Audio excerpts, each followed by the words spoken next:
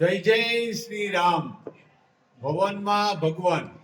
આજે તારીખ 22/1/2024 રામલાલા એના ભવનમાં પ્રવેશ કર્યો છે શાસ્ત્રો વિધિથી.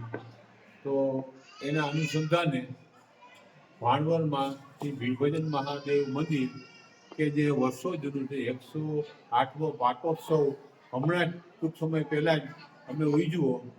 અને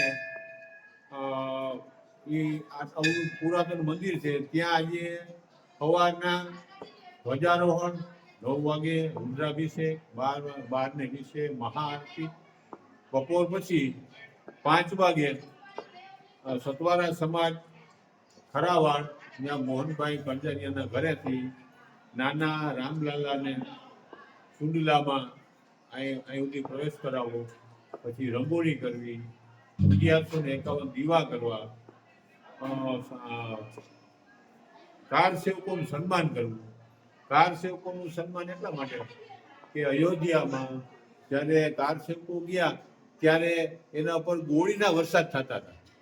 અત્યારે આપણે જેમ પુષ્પવૃષ્ટિ થાય છે એમ ત્યાં ગોળીબાર થતા હતા, જીવનું જોખમ હતું. છતાં પણ આપણા કાર સેવકો ભાણવડમાંથી હીરાબેન ગયા હતા, હીરાબેન વલ્લભભાઈ વારોતરિયા, ભગવાન ગુરુ સોમનાથ, સ્વર્ગસ્થ રણુભા મૂળભા ઝાલા અને રૂભા, આ લોકો 4 જણા ભાણવડથી ગયા હતા. વેરાણથી એક દાયરો કંઈ ગયો હતો, એવા સમાચાર ગુંદાથી ગયા હતા. એમાં ભાણવડના અત્યારે 2 કાર સેવકો છે એનું અમે સન્માન કર્યું છે આજે, હીરાબેન વારોતરિયા અને સ્વર્ગસ્થ રણુભા ના પરિવારનું.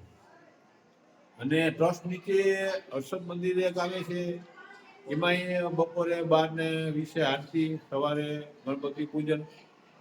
એ જ રીતે તિકમરાઈ મંદિર, એમાં પણ 150 પૂજન, 12:20 આરતી, પ્રસાદી.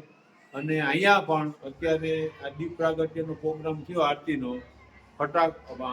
ફટાકડા ફોડ્યા અને આતશબાજી કરી.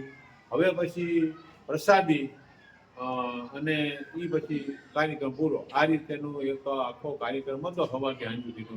એ આજે હમણાં થોડીક વારમાં સંપન્ન થાય.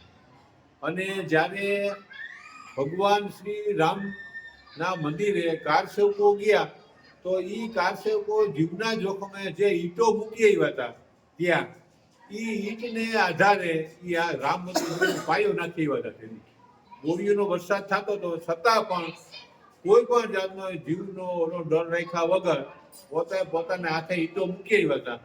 એ ઈંટને ઓલાએ આજે મંદિર થયું છે. એટલે કાર સેવકોને આખી જ્યાં સુધી મંદિર છે ત્યાં સુધી આપણે યાદ કરવા પડે. જય જય શ્રી રામ.